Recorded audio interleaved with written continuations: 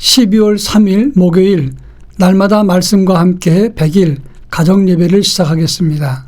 다 같이 주님 가르치신 기도하겠습니다. 하늘에 계신 우리 아버지, 아버지의 이름을 거룩하게 하시며 아버지의 나라가 오게 하시며 아버지의 뜻이 하늘에서와 같이 땅에서도 이루어지게 하소서. 오늘 우리에게 일용할 양식을 주시고 우리가 우리에게 잘못한 사람을 용서하여 준 것 같이 우리 죄를 용서하여 주시고 우리를 시험에 빠지지 않게 하시고 악에서 구하소서. 나라와 권능과 영광이 영원히 아버지의 것입니다. 아멘. 찬송가 547장 나 같은 죄인까지도 찬송가 547장을 다 같이 부르겠습니다.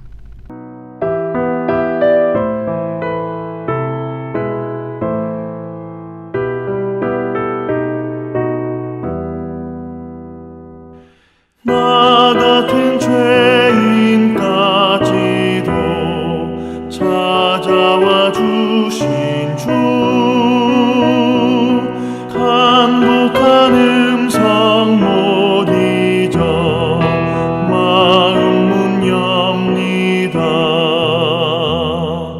피 흘려 주신 그 사랑 감당치 못하여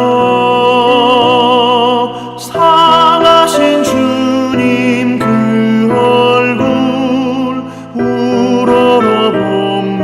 우러러봅니다.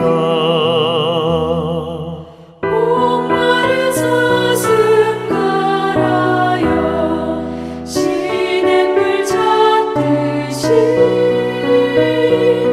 메마른 영혼 말씀을 갈급해 합니다. 진리의 성령 오셔서 인도해 주시고 샘같이 솟는 그 말씀 넘치게 주소서.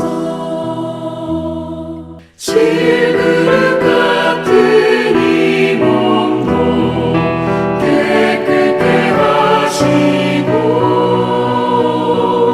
죽으나 사나 주 위에 일하게 하소서.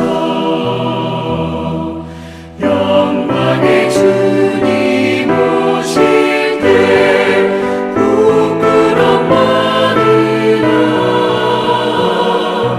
회개 복 입고 주님을 배우게 하소서.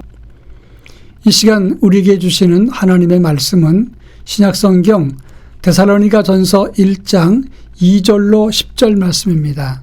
신약성경 데살로니가전서 1장 2절로 10절 말씀을 한 절씩 교독합니다. 제가 전체를 읽겠습니다. 우리가 너희 모두로 말미암아 항상 하나님께 감사하며 기도할 때에 너희를 기억함은 너희의 믿음의 역사와 사랑의 수고와 우리 주 예수 그리스도에 대한 소망의 인내를 우리 하나님 아버지 앞에서 끊임없이 기억함이니 하나님의 사랑하심을 받은 형제들아 너희를 택하심을 아노라. 이는 우리 복음이 너희에게 말로만 이른 것이 아니라 또한 능력과 성령과 큰 확신으로 된 것임이라. 우리가 너희 가운데서 너희를 위하여 어떤 사람이 된 것은 너희가 아는 바와 같으니라.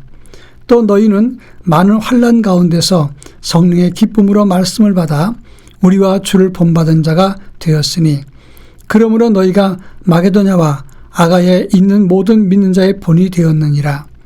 주의 말씀이 너희에게로부터 마게도냐와 아가야에만 들릴 뿐 아니라 하나님을 향하는 너희 믿음의 소문이 각처에 퍼졌으므로 우리는 아무 말도 할 것이 없노라.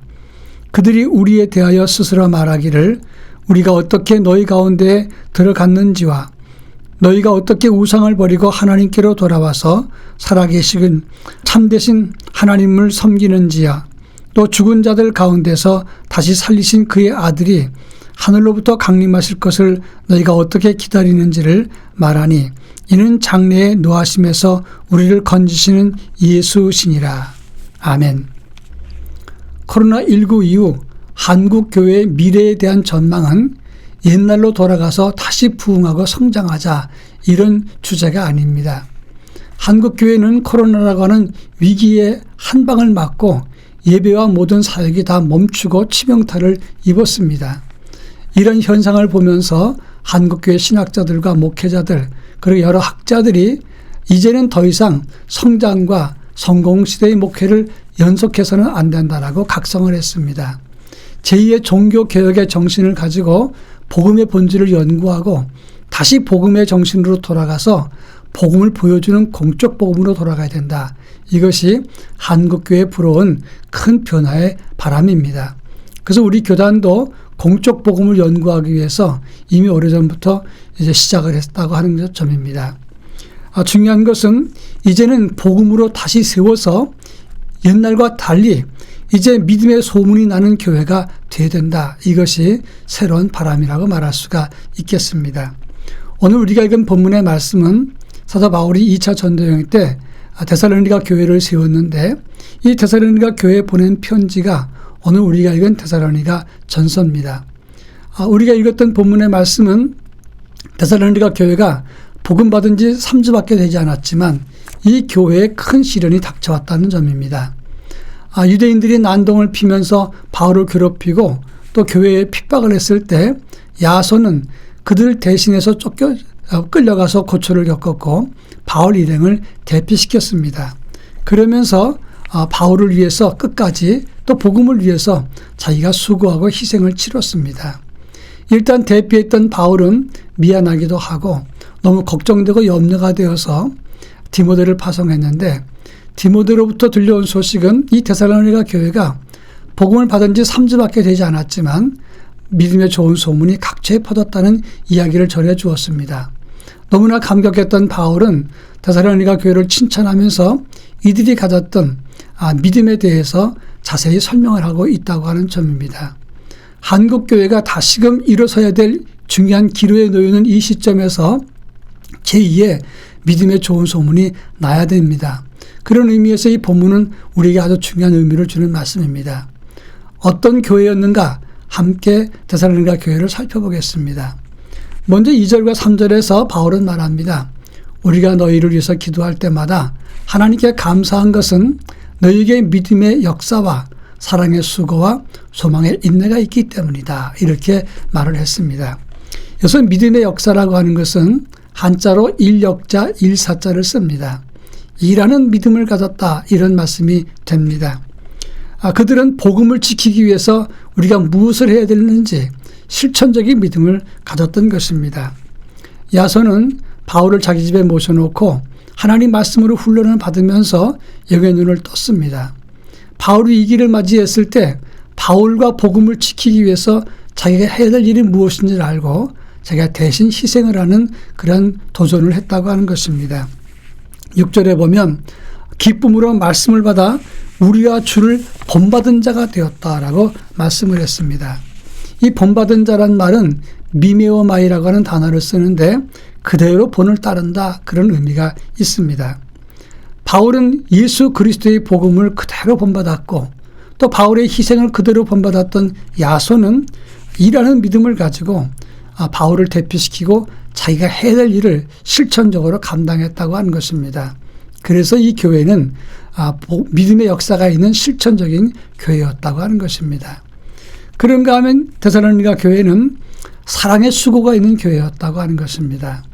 여기서 말하는 사랑의 수고라고 하는 것은 사랑하기 때문에 수고하고 희생한다, 그런 의미가 있습니다. 그들은 복음을 받은 지 3주밖에 되지 않았지만 하나님을 사랑했기 때문에 또 구원을 경험했기 때문에 야손은 바울을 위해서 희생을 했고 교인들은 열심히 있는 믿음을 위해서 협력했던 것입니다. 그래서 7절에 보니까 그들의 믿음은 마게도냐와 아가야에 있는 모든 믿는 자의 본이 되었다라고 말씀을 하고 있습니다.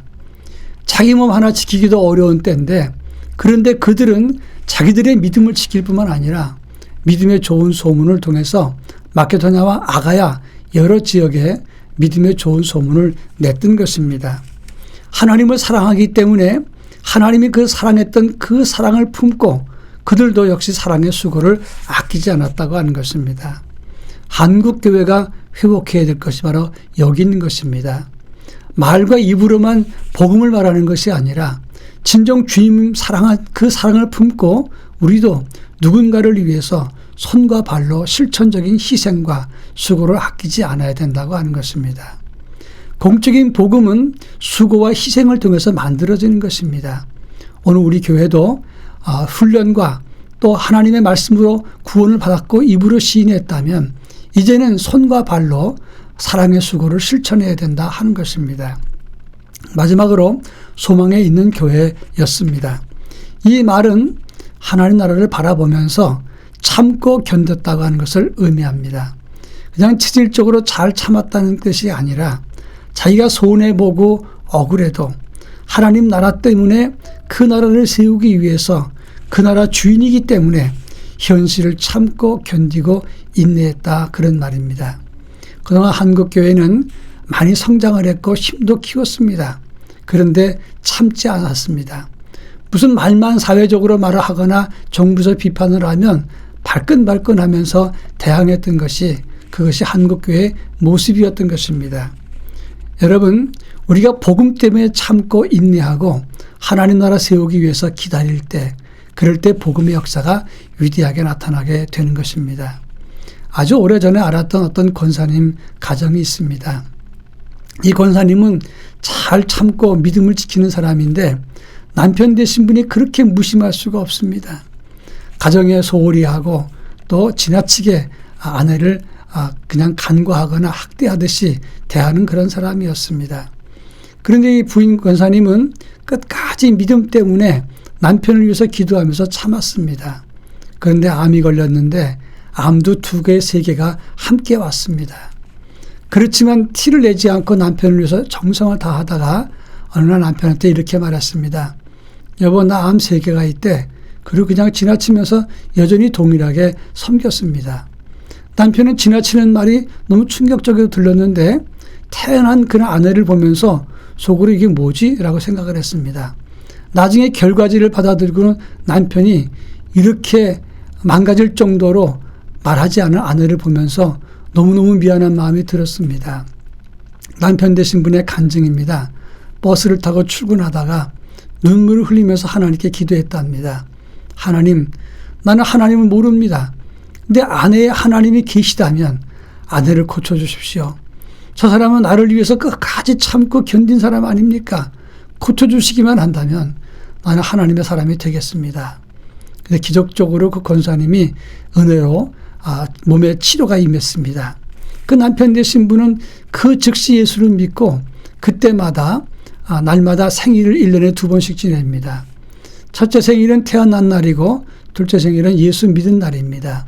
늘 그때마다 교역자들을 모셔놓고 예배를 드리면서 하나님 앞에 돌아온 자기를 간증하고 또 지극정성으로 복음을 위해서 희생하는 수고를 봤습니다.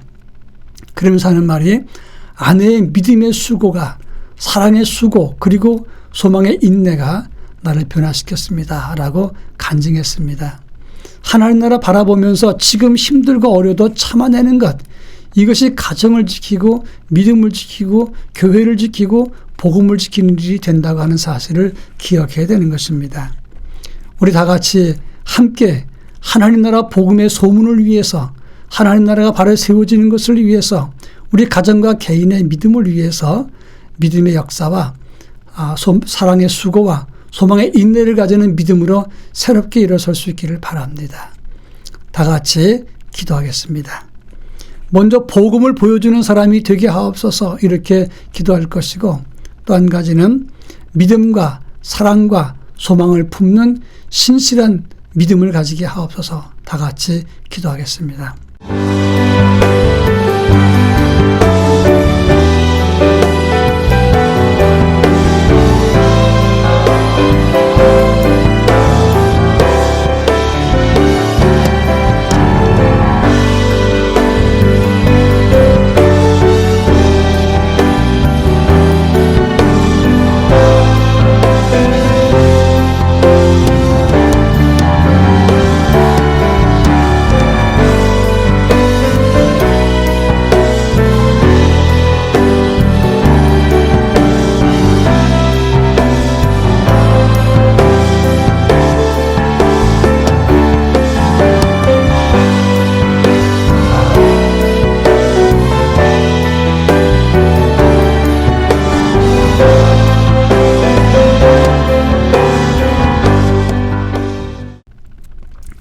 사랑 많으신 하나님 아버지, 데살로니가 교회가 믿음의 좋은 소문이 났던 것처럼 우리의 믿음과 우리 교회도 복음을 보여주는 삶을 갖게 하옵소서. 우리 모든 영성 가운데 믿음과 사랑과 소망이 가득한 하나님의 거룩한 자녀로 살게 하옵소서. 예수님의 이름으로 간절히 기도합니다. 아멘.